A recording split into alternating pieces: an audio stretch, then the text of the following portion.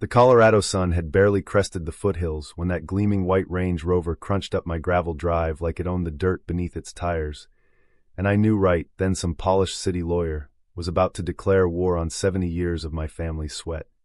Yeah, Meredith Langston thought she could slap a working rancher with $500,000 in violation fees and watch him fold. She had no idea she'd just lit the fuse on her own perfect little empire. I'm Caleb Reed, 35, the guy who swings a welder's torch 6 days a week, so the bank doesn't take the only thing my grandpa Harlan left me besides medical bills and memories. That 140-acre spread outside Fort Collins had been in the family since 1954.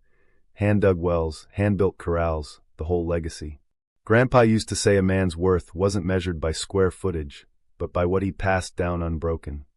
Then the developers rolled in during 2021 and dropped Sagebrush Heights estates right on our fence line. Suddenly my honest ranch looked like a crime scene to folks who paid $800,000 for cookie-cutter mansions with 3-car garages and zero tolerance for honest dirt. Meredith showed up at 7:15 a.m. wearing a cream pantsuit that probably cost more than my truck, clipboard in one hand, fake smile dialed to 11. "Good morning, Mr. Reed," she cooed in that honey-over-broken-glass voice. Meredith Langston, president of the Sagebrush Heights Homeowners Association. "We need to discuss your rather noticeable agricultural activities."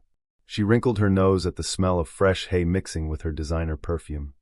Roosters crowing before 8, unsightly barn visible from the road, offensive odors drifting toward million-dollar backyards. The list went on. Total fines so far, $450,000, payable in 30 days, or they'd start foreclosure proceedings. "We have standards to uphold," she said, tapping the clipboard like it was the 10 Commandments. "This isn't 1954 anymore." I leaned on the fence post so hard the wood groaned.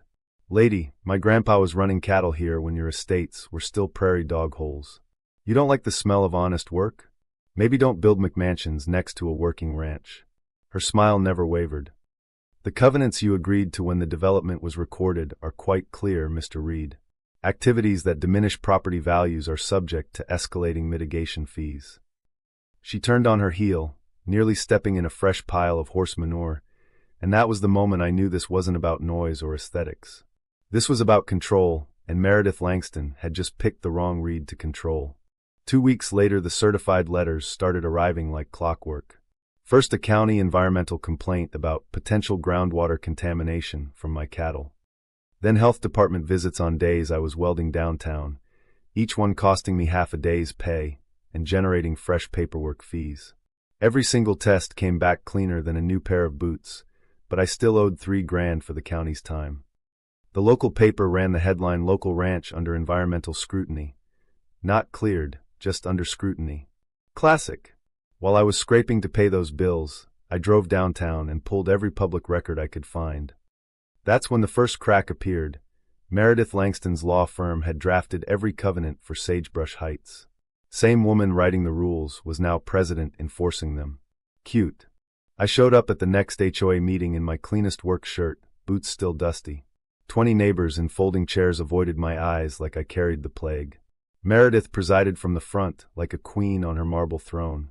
When she spotted me, her smile snapped on. "Mr. Reed, how lovely. Have you come to discuss compliance?" I stood, holding up the stack of records. "Actually, I've been reading the fine print. Turns out your firm wrote these covenants, and now you're using them to bleed me dry. Interesting how that works." The room went graveyard quiet. Meredith's face flushed under the perfect makeup. "I'm not sure what you're implying, but my qualifications are precisely why this community trusts me." I smiled right back. Qualifications that apparently include filing complaints only a lawyer would know how to phrase. Funny coincidence. She slammed the gavel, so hard the crystal chandelier tinkled. Meeting adjourned. But not before sweet old Mrs. Alvarez, who remembered when this was all open range, slipped me a note. "Your grandpa was a good man. Don't let her win." The next morning my phone blew up. Someone had posted the old 1954 survey I'd found in Grandpa's attic, the one showing the HOA's fancy community wellness center. An artificial pond sat 40 feet onto my property. Comments exploded.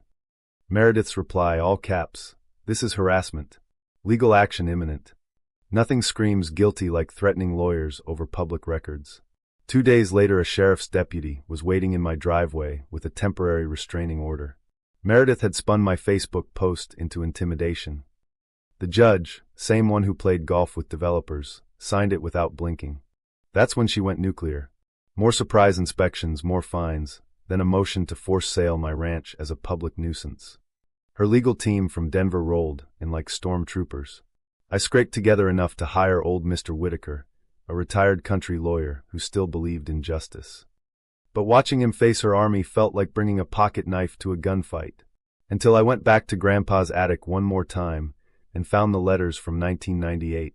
Rocky Mountain Geothermal had offered a lease on mineral rights, hot springs and steam worth serious money even back then. Grandpa turned it down flat. This land grows things, doesn't get drilled.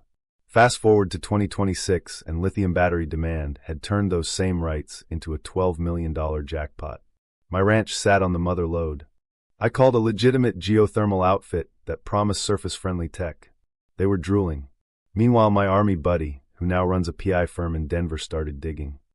Turns out Meredith wasn't just HOA president. She owned 17% of the development company quietly building the luxury eco-resort that was really a geothermal plant in disguise. She was drowning in gambling debt from Black Hawk casinos, skimming HOA funds, and desperate to flip my land cheap before the real value came out. The wellness center on my property? Just the first bite. She smelled trouble and accelerated. Anonymous flyers called me unstable. My house got burglarized. Only the mineral rights papers vanished. But my buddy had already scanned everything and installed cameras. The driveway footage showed her white Range Rover parked down the road right before the break-in. Sloppy. The emergency hearing to seize my ranch and force a psych eval was supposed to be her knockout punch.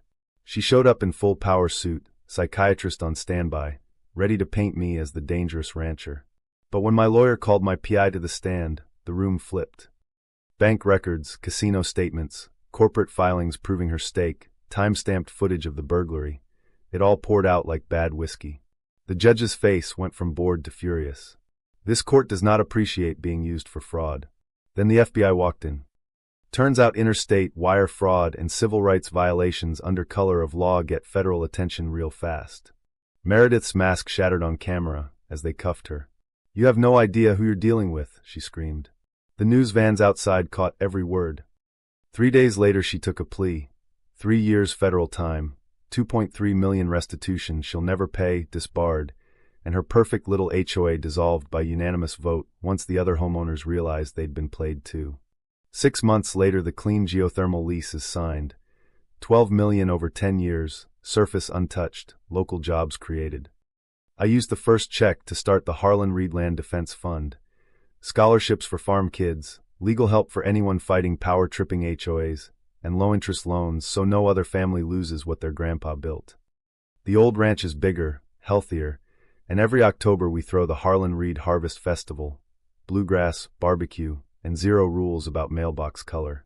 Sitting on Grandpa's porch swing these nights, listening to the creek and the cattle, I finally get what he meant. The land takes care of you if you take care of it.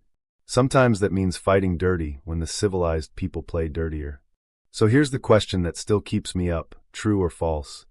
The HOA was simply protecting community standards and property values, or was Meredith Langston the real abuser who got exactly the karma she ordered when her own rules finally snapped shut around her neck? Drop your verdict in the comments. I read every single one.